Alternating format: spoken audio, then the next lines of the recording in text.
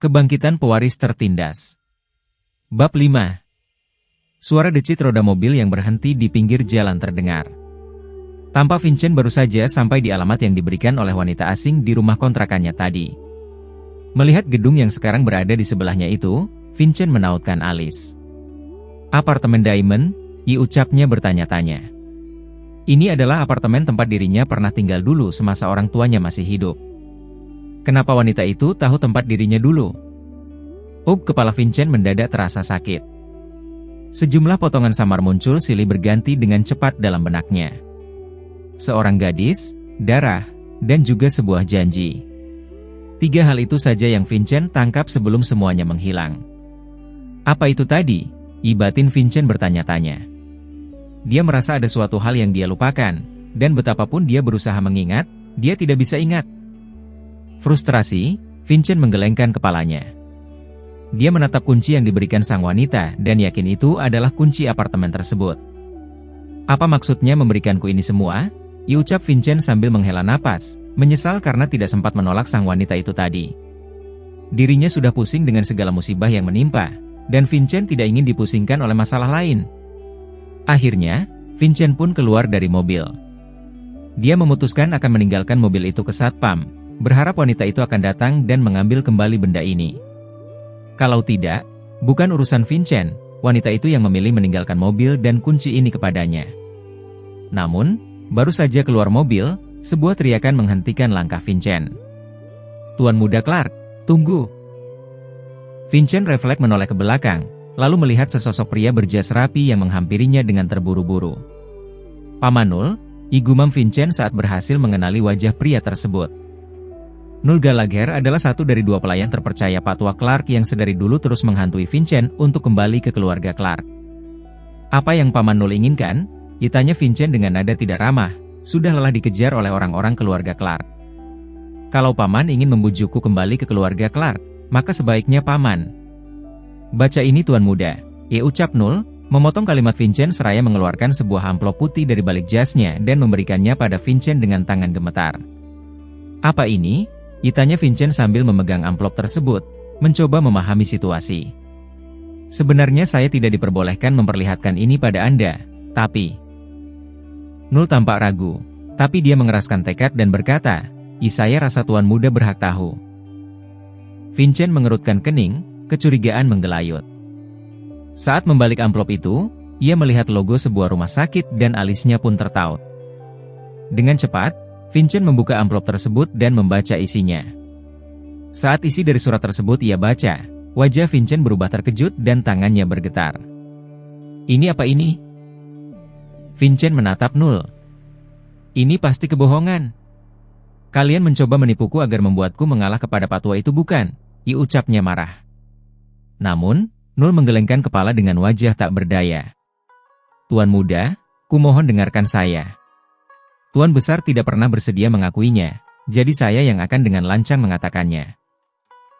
Null mengepalkan tangannya, lalu mulai menjelaskan, "Saya tahu Tuan Muda sangat marah kepada Tuan Besar karena menganggapnya tidak memberikan bantuan dikala orang tua Anda memerlukan.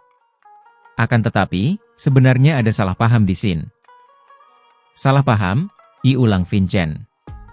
Null mengangguk. "Sebenarnya Tuan Besar tidak pernah mengetahui apapun perihal permintaan bantuan dari ayah Tuan Muda." Ucapan Null membuat Vincent terbelalak. "Apa?" "Itu benar. Ada seseorang yang berusaha memperburuk hubungan Tuan Besar dengan ayah Tuan Muda. Dan sampai sekarang, Tuan Besar masih menyesali ketidakmampuannya untuk menemukan putranya sebelum semua terlambat dan menanggung rasa bersalah itu sendiri," ujar Null. Vincent mematung di tempatnya. "Jadi, maksud Null, kebencian Vincent terhadap Pak Tua Clark adalah sebuah kesalahan? Begitu?" Tidak mungkin sesederhana itu." Vincent memasang wajah gelap. "Kalau memang seperti itu, kenapa pria tua itu tidak pernah mengatakannya dari awal?" Null menghela napas kasar, lalu menjawab dengan wajah tidak berdaya. "Walau tidak pernah sedekat itu, tapi saya yakin Tuan Muda tahu sifat Tuan Besar seperti apa." Dia menatap Vincent lurus. Ego dan harga dirinya begitu tinggi hingga dia tidak mau mengakui bahwa dia tidak berhasil menemukan putranya di waktu sampai akhirnya semua terlambat. Tubuh Vincent terasa membeku, benaknya berputar. Memang benar, tak perlu dekat dengan Pak Tua Clark untuk tahu sifatnya yang begitu keras kepala dan memiliki ego tinggi. Demikian, penjelasan Nul sangatlah masuk akal. Tangan Vincent mengepal. Tubuhnya bergetar. Apa kamu berpikir mengatakan ini akan membuatku kembali ke keluarga Clark? Aku tidak. Brooke. Nul langsung ambruk berlutut di hadapan Vincent dengan kepala tertunduk. Tuan muda, tolong kembalilah. Waktu Tuan Besar bisa jadi tidak lagi lama, dan hanya Anda satu-satunya keluarga yang masih ada untuk Tuan Besar dan diinginkan beliau untuk meneruskan keluarga Clark. Bab 6. Vincent hanya bisa menggertakkan gigi selagi menatap Nul dalam diam. Kegigihan pria parubaya itu dalam membela sang kakek membuat hati Vincent tergerak. Hanya orang hebat yang bisa membuat bawahannya rela merendahkan dirinya sampai seperti ini. Namun, apa hal itu bisa dalam sekejap menghapus dendam yang selama ini menumpuk dalam hati Vincent? Terdiam untuk waktu yang cukup lama, akhirnya Vincent angkat bicara. Berapa lama lagi waktu yang dia punya? Mendengar pertanyaan itu, Nul menjawab, tidak sampai 1 tahun. Ekspresi Vincent berubah pahit. Aku mengerti. Kalimat itu membuat Nul mengangkat pandangannya dan menatap Vincent penuh harap. Apa itu berarti Tuan Muda setuju untuk kembali? Tidak, jawab Vincent membuat Nul menautkan alis, bingung. Pria itu kemudian memegang pundak Nul, mengisyaratkan dirinya agar berdiri. Akan tetapi, aku tertarik untuk mengenali bisnis keluarga Clark dengan lebih dalam. Mendengar ucapan Vincent, mata Nul langsung bersinar. Sifat Vincent begitu mirip dengan Pak Tua Clark saat muda, membuatnya paham kalau sebenarnya Vincent sudah mulai menerima keluarga Clark. Aku mengerti Tuan Muda, ucap Nul, bersiap untuk pergi agar tidak lagi mengganggu tuan mudanya.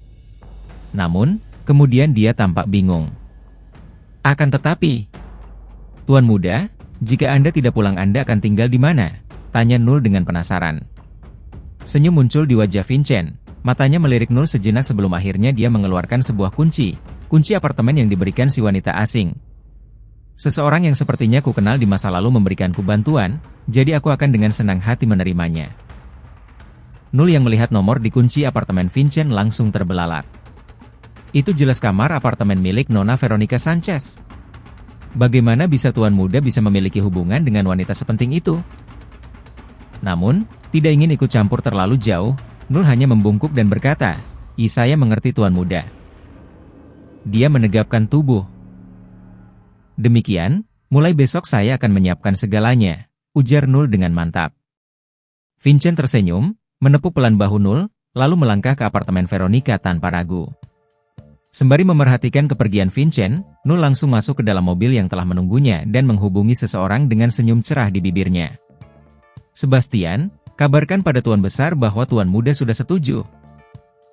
Di kediaman keluarga Clark berada, terlihat Sebastian menghampiri Pak Tua Clark dengan tergesa-gesa. Tuan Besar, ada kabar baik. Tuan Muda besok akan berangkat ke perusahaan, serunya bersemangat. Kamu bilang apa? Ditanyanya. Tampak Pak Tua Clark memasang wajah bersinar saat mendengar berita dari Sebastian, salah satu bawahan setianya selain Nul. Vincent bersedia mengenal perusahaan, ulang Pak Tua Clark dengan senyum lebar. Haha, ini kabar bagus. Sebastian tersenyum. Dia baru saja mengabarkan berita dari Nul kepada Pak Tua Clark, tepat ketika Veronica baru saja pulang. Sebastian menghela napas. Bersyukur dirinya dan Nul nekat melawan perintah Pak Tua Clark untuk tidak membocorkan kebenarannya dari Vincent sudah sekian lama semenjak Pak Tua Clark terlihat begitu bahagia. Apa yang kamu tunggu Sebastian? Cepat siapkan apa yang dia mau, adakan rapat darurat. Aku ingin melihat apa yang bisa dia lakukan dan sejauh mana dia bisa melangkah ke depan, seru Pak Tua Clark dengan semangat. Walau masih cukup kesal Vincent tidak kembali ke kediaman, tapi Pak Tua Clark senang juga melihat cucunya bersedia mengenal bisnis keluarga Clark. Ini adalah langkah pertama yang sempurna, dan Pak Tua Clark yakin di kemudian hari Vincent akan sepenuhnya menerima jati dirinya. Dengan segera, Sebastian menghubungi sekretaris Pak Tua Clark untuk mempersiapkan penyambutan Vincent di Central Clark Capital esok hari, perusahaan induk yang menjadi kebanggaan keluarga Clark. Sementara itu, seakan bisa merasakan ada yang membicarakan dirinya, Vincent yang telah masuk ke apartemen milik Veronica merasa telinganya panas. Ada yang membicarakanku, batinnya. Mungkin pria tua itu sudah menerima kabar Mbak Vincent sembari mendengus tipis. Melihat sekeliling, apartemen yang disediakan oleh Veronica ini termasuk sangat bagus. Nyaman dan cukup untuk satu orang seperti Vincent. Menurunkan tas di bahunya ke atas meja, tanpa sengaja foto pernikahan Lydia dengannya jatuh ke lantai. Hal tersebut membuat ekspresi Vincent berubah pahit. Vincent meraih foto tersebut, lalu duduk di tepi ranjang seraya memandangnya kecewa. "Aku kira kau wanita yang berbeda, tapi ternyata aku salah," ia ucapnya sambil menghela nafas. Ada rasa menyesal di nadanya. "Berkatmu aku sadar, cinta hanya akan membuatku bodoh." Foto pernikahan itu dilemparkan begitu saja ke pojok ruangan. Kesedihan mengiris hatinya, namun Vincent tahu dirinya tak boleh larut dalam duka. Kakeknya pernah mengingatkannya, hidup di zaman sekarang tanpa kemampuan finansial hanya akan membuatnya terluka. Dan pria itu benar. Mata Vincent terbuka, memancarkan kilat berbahaya dan aura dominan yang kuat. Dengan tangan kuat, dan juga yang membara di hati, dia mengucap sebuah sumpah. "Lydia, kau akan melihat siapa diriku yang sebenarnya." Bab 7. Keesokan harinya, Vincent bangun lebih awal dari biasanya. Dia merasa bersemangat untuk menghadapi hari yang baru. Setelah mandi dan menyiapkan diri, dia mengenakan jas rapi yang sudah disiapkan oleh Nul. Di depan cermin, Vincent mengenakan dasi yang serasi dengan jasnya, lalu melirik ke arah cermin. Dia tersenyum puas melihat penampilannya yang kini berubah 90 derajat dari sebelumnya. Tak ada lagi jejak kekusutan atau kelelahan di wajahnya, kini yang tersisa hanyalah wajah berkarisma dan penuh percaya diri.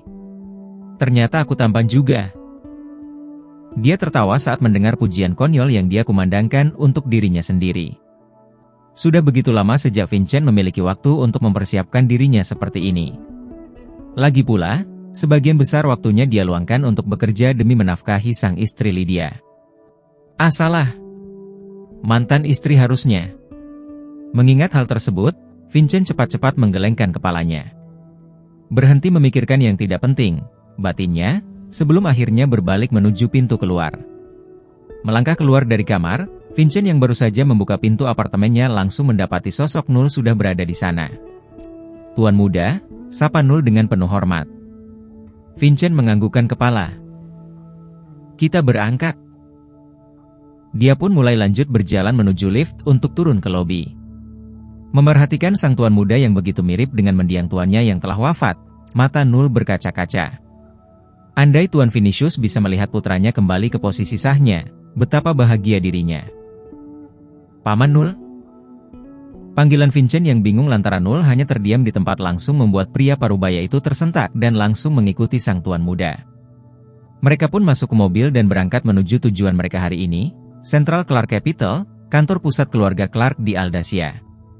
Sepanjang perjalanan, Vincent menatap nanar keluar jendela, matanya mengikuti gerak-gerik orang-orang berlalu lalang. Menatap mereka yang bekerja keras di bawah panasnya terik matahari. Dulu, Vincent pernah di posisi itu. Semenjak menikah dengan Lydia, dia perlu menguras tenaganya sampai habis demi menyokong gaya hidup sang istri yang tidak main-main. Tak jarang Vincent terluka di pekerjaannya karena pekerjaan kasar pun dia ambil demi pulang dengan jumlah uang yang bisa membuat sang istri tersenyum. Sadar dirinya kembali mengingat sosok Lydia, alis Vincent tertaut dan dia pun mengepalkan tangannya. "Tuan muda, Anda tidak apa-apa?" ditegur Nul, melihat ekspresi kesulitan yang tergambar di wajah Vincent. Vincent segera tersadar dan langsung menenangkan ekspresinya. Dia menatap Nul dan menggelengkan kepala. "Aku tidak apa-apa Paman Nul."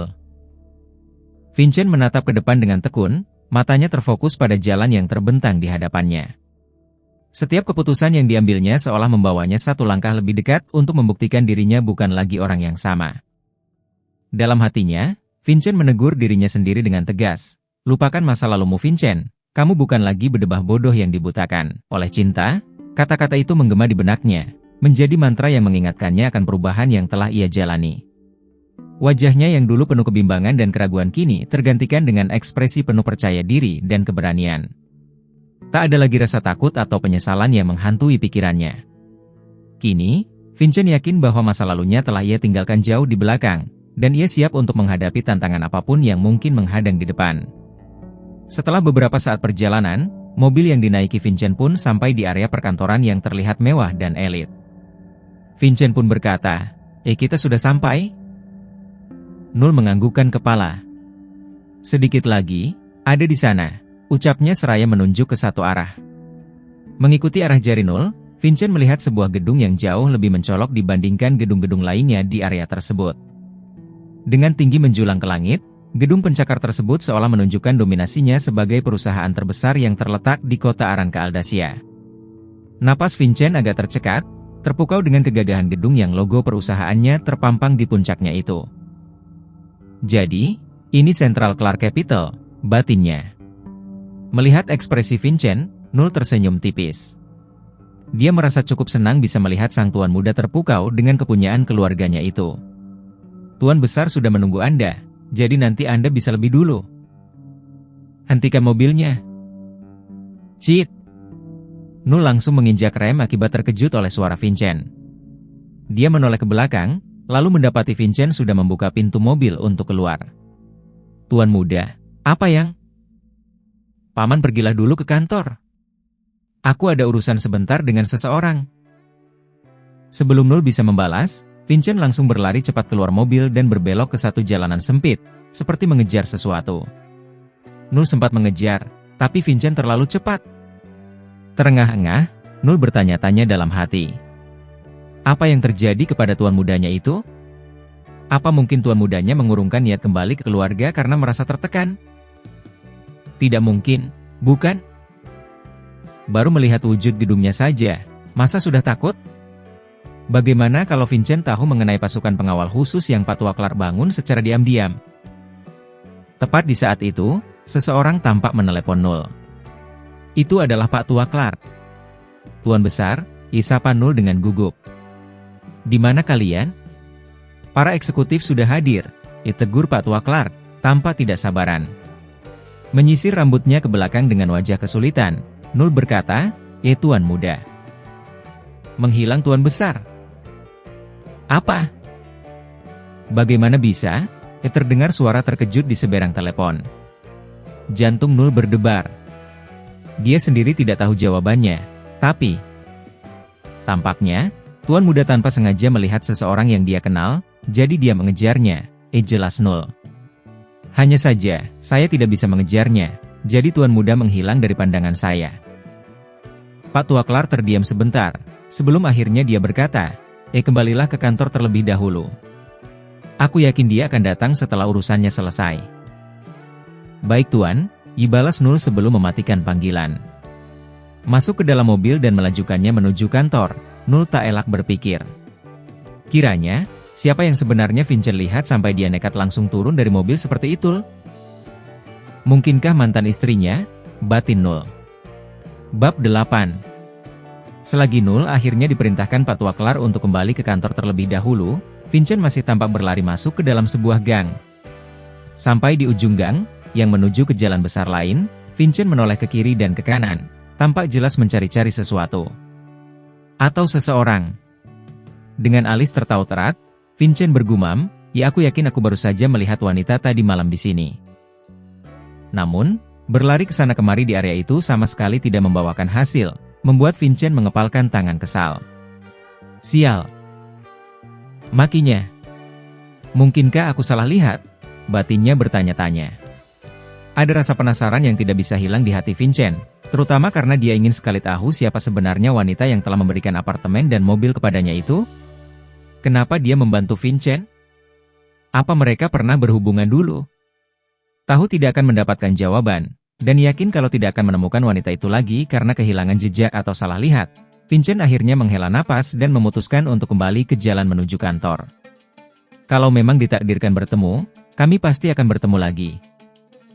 Vincent mendengus, lagi pula, wanita itu berkata kita akan bertemu lagi nanti. Vincent berhenti sejenak di depan gedung kantor perusahaan kakeknya, memandang bangunan itu dengan ekspresi datar sebelum melangkah masuk. Sesampainya di dalam, dia menghampiri resepsionis dan langsung menyampaikan maksudnya. Aku ada janji dengan Pak Tua Clark. Sampaikan padanya aku sudah tiba, ujar Vincent. Resepsionis mengangkat alis sejenak, lalu menjawab sopan, maaf tuan, boleh tahu siapa nama Anda? Vincent menghela nafas, menunjukkan ketidaksenangannya terhadap formalitas yang tak perlu. Vincent Adama, jawabnya singkat. Baik tuan, biar saya cek dulu, ujar resepsionis sambil mengecek jadwal Pak Tua Clark.